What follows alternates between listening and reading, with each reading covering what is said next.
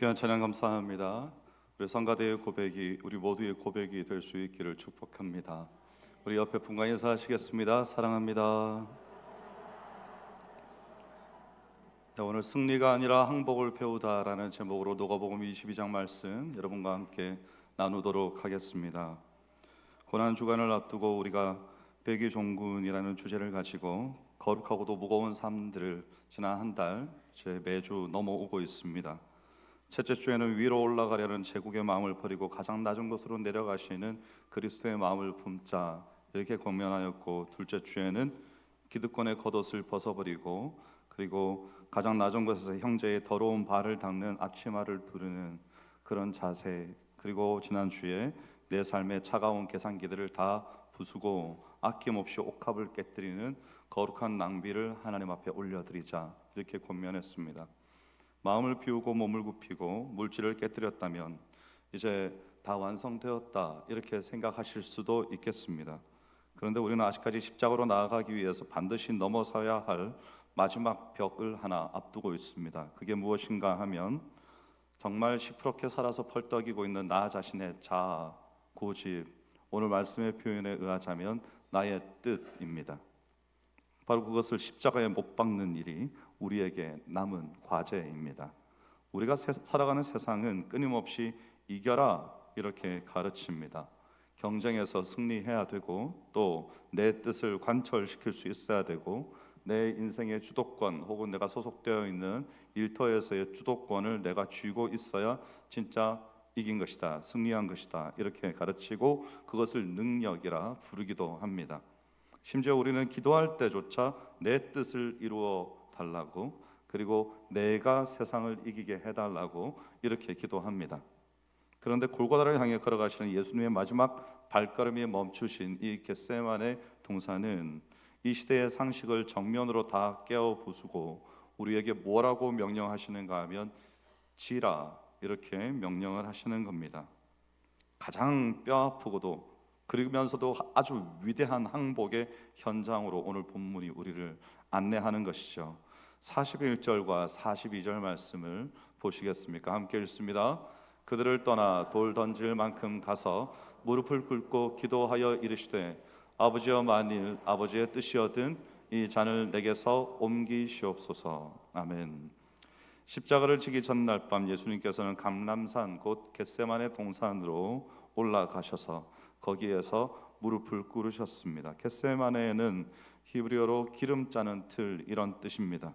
감람나무 열매를 돌 위에다 놓고 무거운 압력으로 짓눌러서 그것을 거기에서 기름을 짜내는 그런 틀 말하는 것이죠.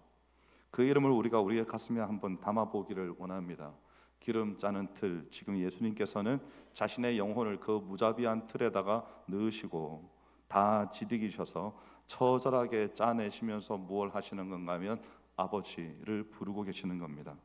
그래서 아버지여, 만일 아버지의 뜻이거든 이 잔을 내게서 옮기시옵소서라고 기도를 합니다. 우리가 종종 이 기도를 보면서 예수님께서 육체적인 고문을 당하시고 또 십자가의 고통을 당할 것이 두려우셔서 어떤 연약한 모습을 보이신 건가라고 착각하기도 합니다. 그런데 여러분, 역사를 보면 수많은 순교자들도 담대히 불 속으로 걸어 들어가고 사자밥이 되었습니다. 하물며 우주의 창조주이신 우리 주님께서 그 육신의 고통이 두려워서 이 잔 좀 피하게 해주세요 이렇게 기도하셨을 것이라 생각되지는 않습니다. 이 잔이 어떤 잔일까요? 보통 구약 성경에서 잔은 하나님께서 죄악된 세상을 향해서 쏟아 부으시는 진노를 많이 의미합니다. 이사야 51장 17절에 보면 깨어서라 깨어서라 일어서라 예루살렘아 주의 손에서 그의 진노의 잔을 마신 자여. 진노의 잔이 나오죠. 예레미야 25장 15절에 보면요, 너는 내 손에서 이 진노의 포도주 잔을 받아. 또 시편 75편 8절 뒤요, 여호와의 손에 잔이 있어 포도주가 거품이 일어나는도다 그랬습니다. 예수님이 지금 로마의 채찍을 두려워하시는 게 아닙니다. 영원 전부터 단 한순간도 끊어진 적 없던 성부 하나님과의 관계, 그 완벽한 사랑의 관계가 끊어지고 온 인류의 모든 추악한 죄들을 다 홀로 뒤집어 쓰신 채로 하나님께로부터 철저히 버림받으셔야 하는 바로 그 영적인 깊은 심연을 바라보면서 자신의 영혼이 부서지는 고통을 느끼고 계셨던 겁니다. 제가 아주 어릴 때 저희 아버지에게 질문한 적이 있습니다. 아버지, 사람들이 이사야는 토백혀서 죽었고 또 화형당해서 수많은 사람들이 순교를 했고 베드로는 십자가에 거꾸로 못 박혀서 죽었고요. 그런 사람들이 다 있는데 왜 예수님만 그렇게 극심한 고통을 당했다고 다 그렇게 이야기합니까? 라고 질문을 했는데 저희 아버지의 대답이 이거였습니다. 예수님께서는 다만 육체의 고통만 당하신 것뿐만 아니라 그와 비교도 할 수 없는 하나님의 그 진노를 자신의 한 몸에 다 받아내셨다, 이렇게 설명을 하셨습니다. 제가 여러분에게 알아듣기 쉽게 한번 설명을 해보자면 이렇습니다. 여기에 한 300명, 350명 정도 앉아있다, 이렇게 생각을 해보겠습니다.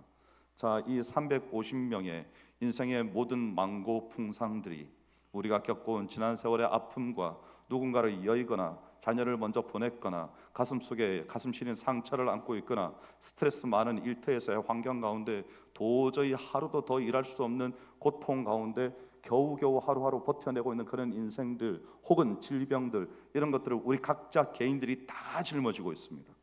그런데 이 모든 여기 앉아있는 350명의 모든 아픔, 고통, 질병, 스트레스, 이 모든 것을 한 사람에게 쏟아붓는다 생각해 봅시다. 여러분, 어떻게 여러분은 버티실 수 있겠습니까? 여러분, 우리 인생이 어떤 인생인가 하면요, 나 자신이 겪는 이 하나의 아픔만으로도 내일을 바라보기가 힘든 인생 아닙니까? 우리가 다큐멘터리를 보거나 혹은 카페에서 누구와 앉아 만나서 대화를 하거나 혹은 신방을 하면서 누군가 이야기를 전해 들을 때 도저히 이 글로서 필설할 수 없는 그 인생의 고통들을 우리가 전해 들었을 때 혹은 보았을 때 어떤 마음이 드십니까? 그것 때문에 마음이 시리고 아파서 정말 며칠 동안 잠도 오지 않는 이런 경험들 해보신 적 없습니까? 무엇 때문에요? 그 한 사람의 아픔 때문에. 그런데 지금 주님 어떻게 하셨다고요?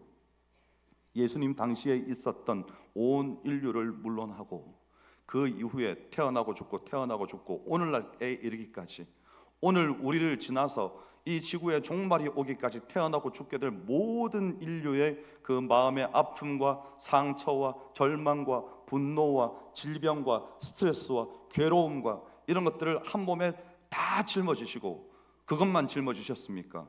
그 죄 많은 인생을 향한 하나님의 진노까지도 한 몸에 다 짊어지시고 이 십자가를 지셨다는 겁니다. 우리 같으면 정신분열이 10번은 걸리고도 남지 않았을까요? 나 한 인생 건사하기도 힘들어 죽겠는데 온 인류의 죄와 하나님의 진노를 짊어지셨다, 그겁니다. 바울이 이 잔의 내용물이 무엇이었는지를 이렇게 증언합니다. 고린도후서 5장 21절 말씀에 보면 하나님이 죄를 알지도 못하신 이를 우리를 대신하여 죄로 삼으신 것은 우리로 하여금 그 안에서 하나님의 의가 되게 하려 하십니다. 죄를 알지도 못하신 분을 죄가 되게 하셨다.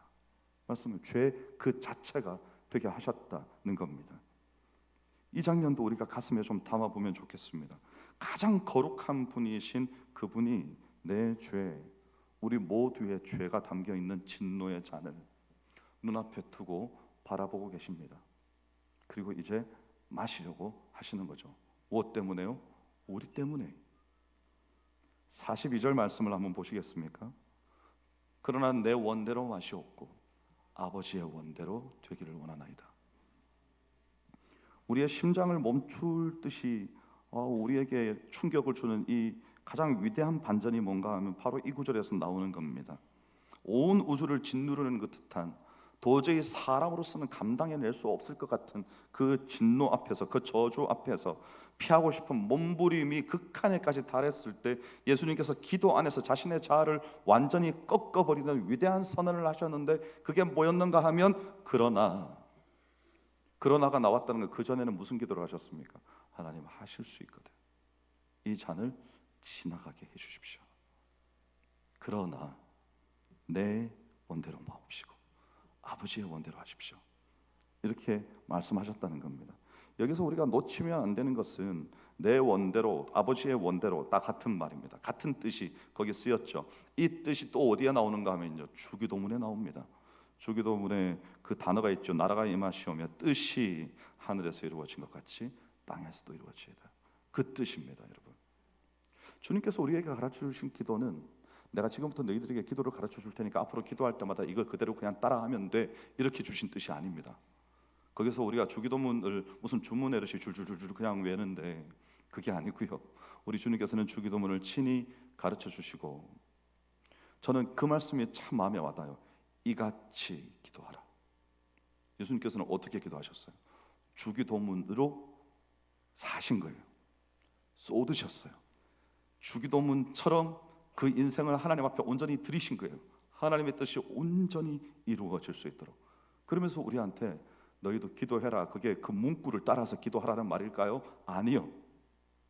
나처럼 기도해라, 이렇게 말씀하신 겁니다.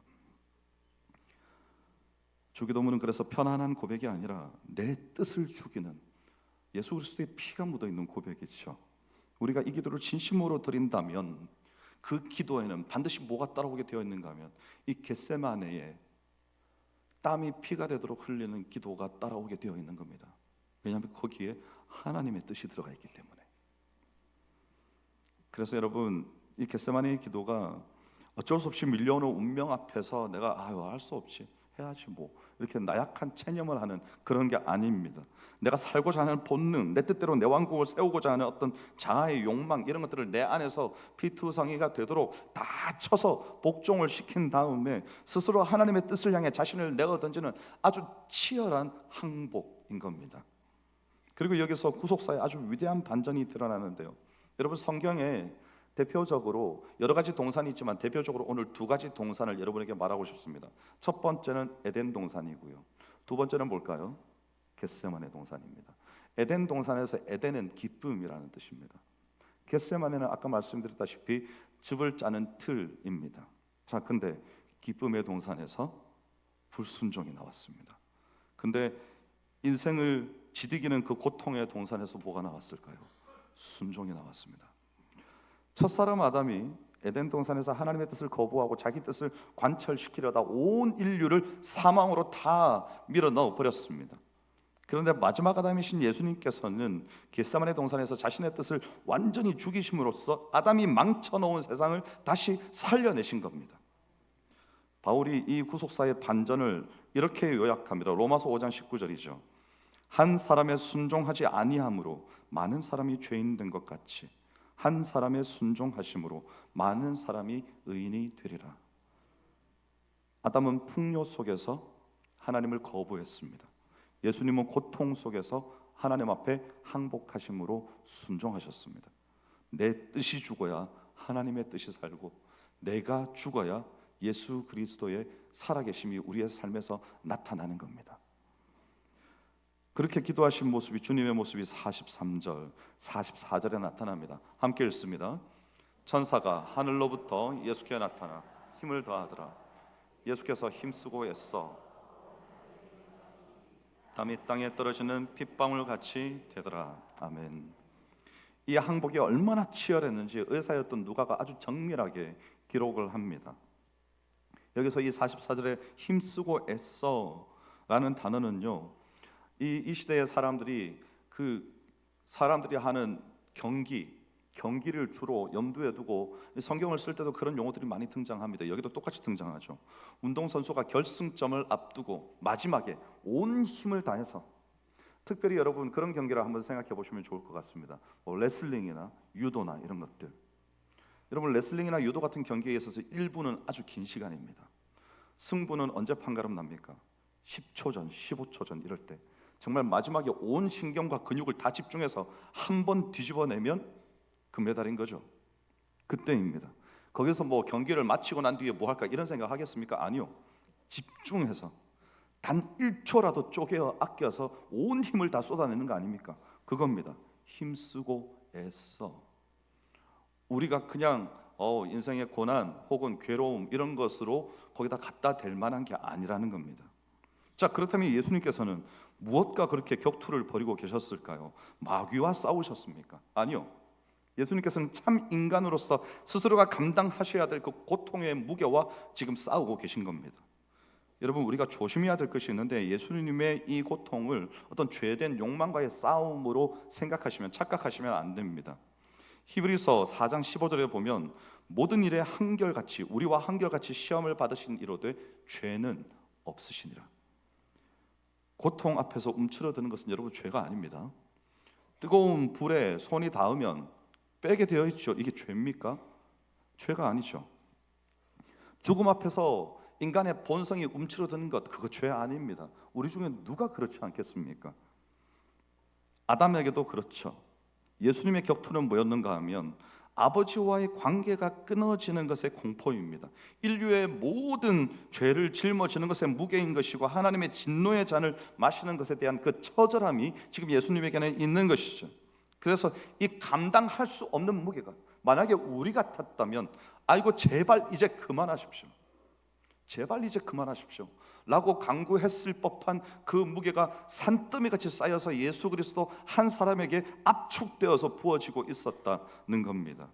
그리고 예수님은 그 무게 아래 무너지지 않으시고 그 무게를 뚫고 아버지를 향해서 한 걸음씩 한 걸음씩 더 가까이, 정확히 표현하자면 아버지 하나님의 뜻을 이루기 위해서 한 걸음씩 한 걸음씩 더 나아가고 계셨다는 겁니다. 제가 작년 고난주간에 여러분에게 말씀드린 것 같습니다. 예수님께서는 성경에서 하나님을 호칭하실 때, 사람들에게 가르치실 때 외에 직접 하나님을 부르실 때 하나님을 하나님이라고 부르신 적이 딱 한 번밖에 없습니다. 평소에는 뭐라고 부르셨는가 하면요, 아빠 혹은 아버지 이렇게 부르셨습니다. 딱 한 번 하나님을 하나님이라 부르신 때가 있었는데 그때가 언젠가 하면 십자가 위에서 엘리 엘리, 나의 하나님 나의 하나님. 왜 그러셨을까요? 왜 그때는 아버지라고 안 부르셨을까요? 아버지가 버리셨어요. 아버지가 아들을 버리신 겁니다. 하나님이라고 부르시는 거예요. 근데요, 놀라운 것은 아버지가 아들을 버리셨어요. 근데 아버지가 아들을 버리는 그 현장 속에서 아마도 제 눈에는 선하게 그려집니다. 이 아버지가 가슴을 부여잡고 건져낼 수 없는 아들의 고통을 바라만 보고 계셔야 했던 그 현장, 구해낼 수 없는 거죠. 왜요? 우리 때문에. 아들은요? 아들은 또 어떻습니까? 아들은 그 아버지의 뜻을 이루기 위해서 아버지께 버림받았음에도 불구하고 그 아버지의 뜻을 이루기 위해서 십자가를 향해서 나가시는 거 아닙니까? 왜요? 우리 때문에. 우리 때문에. 성부 하나님과 성자 하나님이 똑같이, 그분들의 이유는 우리 때문에. 우리가 뭐가 잘나서 그렇습니까? 그것도 아닙니다. 지난 금요일에 말씀드렸습니다. 하나님의 무한하신 인자와 긍휼 때문에 이 백성을 버려두실 수가 없었던 것이요, 약속하셨으므로 내가 반드시 건지리라, 내가 함께하리라, 구원하리라 말씀하셨으므로 기어이 이루어내시는 겁니다. 그래서 그 격투의 결과가 44절에 땀이 땅에 떨어지는 핏방울 같이 되더라, 이것이요. 원문에는 마치 핏방울처럼 이렇게 비유적인 표현으로 사용되어 있습니다. 근데 의학계에서는 극도의 정신적인 압박 아래에 있을 때 모세혈관이 파열되어서 피가 피부에 땀과 같이 묻어나올 수 있다, 이게 이미 보고가 되었다고 합니다. 그게 뭐 비유이든 실제이든 의사 누가가 이 표현을 기록한 거 아닙니까? 예수님의 기도가 얼마나 처절한 영적 전투였는지를, 그 육체까지 완전히 무너뜨려 버릴 만큼의 순종이었는지를 우리에게 지금 증언하고 있는 겁니다. 그리고 43절에서 천사가 나타나서 힘을 더하더라, 이 장면도 우리가 주목해 봐야 될 장면입니다. 예수님은 참 인간으로서 인간의 한계에 끝까지 이를 만큼 기도를 하고 계셨어요. 왜 그렇게 기도하셨을까라고 이제 묻지 않으셔도 됩니다. 바로 당신 때문입니다. 우리 건져내시려고 자신의 몸에 땀방울이 피처럼 나올 정도로 기도를 하셨다는 거죠. 히브리서의 저자가 이 장면을 어떻게 증언하는가 하면 5장 7절에 그는 육체에 계실 때에 자기를 죽음에서 능히 구원하실 이에게 심한 통곡과 눈물과 간구와 소원을 올렸고 그의 경건하심으로 들으심을 얻었느니라. 여러분, 여기서 우리가 한 가지를 좀 깊이 생각해 봐야 됩니다. 예수님의 기도가 들으심을 얻었다, 이렇게 말을 합니다. 자, 들으심을 얻었으면 잔이 옮겨졌습니까? 우리의 오매불망 평생의 소원 아닙니까? 기도에 들으심을 받는 것. 근데 아닙니다, 여러분. 예수님은 잔이 옮겨지지 않았습니다. 그 잔을 마시러 십자가에 계속해서 가까이 가셨습니다. 그렇다면 무슨 들으심을, 도대체 뭐가 들으셨다는 겁니까? 잔이 옮겨진 것이 아니라 그 잔을 마실 수 있는 힘을 주셨다는 겁니다. 바울 사도가 이 장면을 아주 뼈저리게 기억한 것 같아요. 그래서 나중에 바울 사도가 자신의 인생의 행로를 행하고 있을 때 예루살렘으로 가는데 아가보 선지자가 나타나서 자신의 몸에다가 착고를 채우고 당신 예루살렘 가면 이렇게 됩니다. 놀랍게도 하나님께서는 가지 말라고 안 하시는 거죠. 다만 이렇게 된다라고 말씀하셨습니다. 그리고는 나중에 거기 갔을 때는 또 무슨 일이 있었는지 아세요? 담대함을 버리지 말라. 이 성 중에 내 백성이 많다. 무슨 말입니까? 계속 가라. 어느 길인데요? 가면 죽는 길이죠. 근데 계속 가라 그러시면서 뭘 주셨습니까? 그 길을 계속 갈 수 있는 힘을 주셨습니다. 오늘 주님께도 고난의 잔을 피하고 집어 던져버리는 것이 아니고 그 잔을 마시고 그 진노를 다 감당하고 그 인내의 걸음을 걸어갈 수 있도록 힘을 주셨다는 거죠. 우리의 기도는 어떻습니까? 우리의 기도에 대한 가르침이 여기 있습니다. 우리는 기도하며 환경이 바뀌기를 기도합니다. 문제가 해결되기를 기도합니다. 고통이 사라지기를 기도하죠. 잔이 옮겨지기를 기도합니다. 그런데 겟세마네의 응답은 다릅니다. 하나님께서는 때로 환경을 바꾸시지 않고요, 그 환경을 감당할 힘을 우리에게 주시는 겁니다. 그러면서 우리에게 손을 내미시는 거죠. 그 길을 계속 갈 수 있도록 내가 너와 함께 하겠다. 여러분, 그 일을 위해서 우리는 준비되어야 되는 겁니다.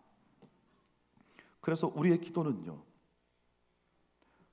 예를 들면 이렇습니다. 우리 교회가, 하나님 수봉산 교회가 이 험한 시대 가운데 바른 길을 잃지 않고 아버지의 뜻대로 행할 수 있도록 은혜를 베푸소서.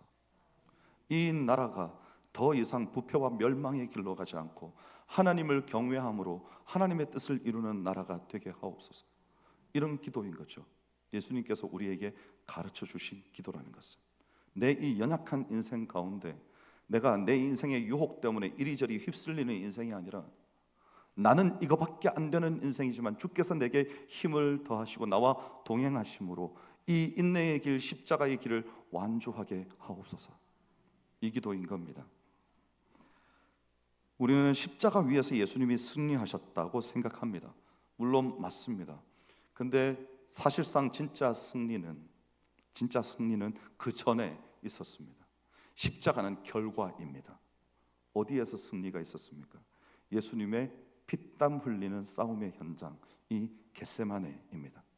예수님께서는 겟세마네에서 완전히 끝을 내셨습니다. 나 자신의 자아를 무너뜨리고 아버지의 뜻대로 되기를 원하나이다. 이 고백을 하신 다음에 그 이후에 예수님께서는 망설이지 않으셨습니다. 주저하지 않으셨습니다. 빌라도 앞에서 십자가를 지고 끌려가실 때 주저함이 없었습니다. 육신의 한계 때문에 가다가 쓰러지긴 했어도 그 십자가의 길을 멈추지 않으셨습니다. 기어이 십자가를 지시고 그 위에서 죽으신 것이죠. 우리 때문에. 그겁니다. 여러분, 그래서 겟세마니 이후에 예수님은요, 완전히 기도와는 다른 모습을 보여주시는 겁니다. 사실은 기도의 시간에 본인이 올려드렸던 기도를 그대로 살아내셨다라고 말하는 게 맞겠습니다. 그 고뇌가 그 인생 가운데 그대로 다 묻어 있었던 겁니다. 인간의 육신을 입으셨으면서도 하나님이신데 고통과 아픔과 슬픔과 좌절을 다 당하면서도 여전한 영광 가운데 계셨는데 무엇을 선택할 것인가? 여러분이라면 무엇을 선택하시겠습니까? 다 때려치고 십자가에서 내려가, 그리고 이 세상 그냥 끝장내, 혹시 이런 생각하지 않으셨습니까? 근데 주님께서는 그렇게 하지 않으셨습니다. 그렇게 하셨다면 오늘 이 자리에 우리는 없을 겁니다. 주께서 우리를 위하여 목숨 버려 죽으셨기 때문에 우리가 그 생명을 얻었습니다. 겟세마네 기도가 끝난 직후에 체포의 무리들이 몰려왔습니다.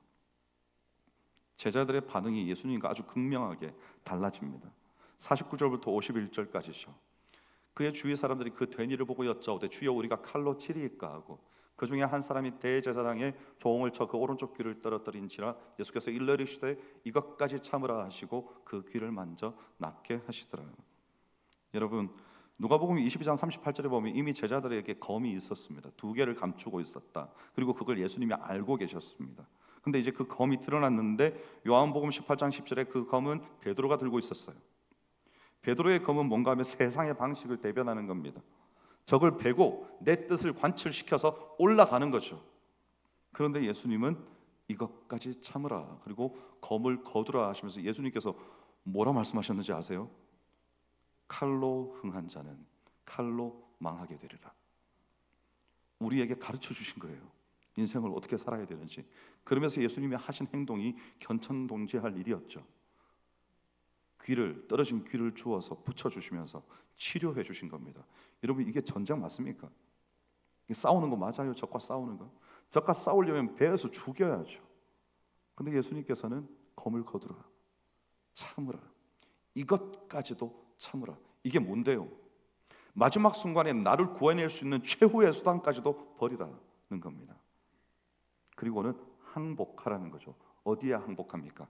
아버지의 뜻에. 여기서 우리가 칼로 쳐서 이길 수 있죠. 온 백성을 다 동원해가지고 밀란을 일으킬 수 있죠. 예수님이시라면 얼마든지 할 수 있죠.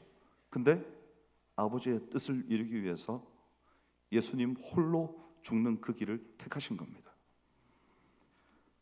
겟세마네에서 항복을 끝낸 사람만이, 이미 마음의 결단을 하고 인생을 대하는 사람만이 하실 수 있는 거죠. 여러분, 하나님의 뜻 앞에서 칼을 내려놓고 진노의 잔을 들어 올리는 것, 이것이 오늘 겟세마네가 우리에게 가르쳐주는 교훈입니다. 우리는 사실 기도할 때조차 주머니에 베드로의 검을 넣어두고 있죠.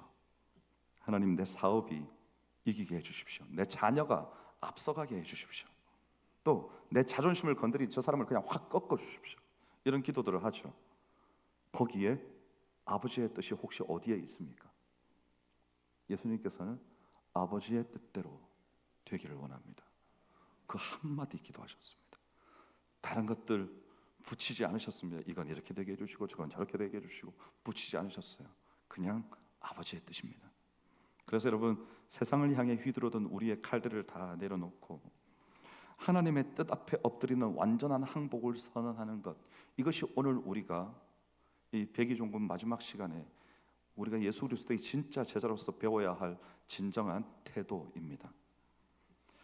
다음 주간, 고난 주간을 앞두고 여러분, 이기기 위해서 발버둥치는 우리의 손에서 우리의 인생을 좀 내려놓읍시다. 가장 치열하게 내 고집과 싸워서 더 이상 내가 나 때문에 괴로워하고 내가 이루어야 될 것 때문에 힘들어하는 것이 아니라 아버지 뜻 때문에 힘들어하는 인생을 좀 살아봅시다. 아버지 뜻 때문에 그것을 조금이라도 더 이루지 못해서 괴로운 인생을 좀 살아봅시다. 우리가 그렇게 하나님의 뜻 앞에 내 자아를 완전히 깨뜨리고 항복할 때 비로소 우리의 그 죽어짐을 밟고 뭐가 세워지는가 하면 우리의 가정이 세워지는 거고요. 나의 희생과 헌신 위에 교회가 세워지는 거고요. 이 나라가 지금 어떤 터 위에 서 있습니까? 순교자들의 터 위에 서 있고 나라를 위해서 희생한 순국 선열들의 피 위에 이 나라가 지금 서 있지 않습니까? 그리고 이제 우리도 바로 그 길, 거룩하고도 위대한 그 항복의 길, 주께서 먼저 가신 그 길, 이제 우리에게 너도 나를 따라가겠느냐? 그 말씀하시는 그 질문 앞에 우리가 이 고난주간을 준비하면서 대답할 수 있기를 원합니다. 아버지의 뜻이 이루어지이다. 기도하겠습니다.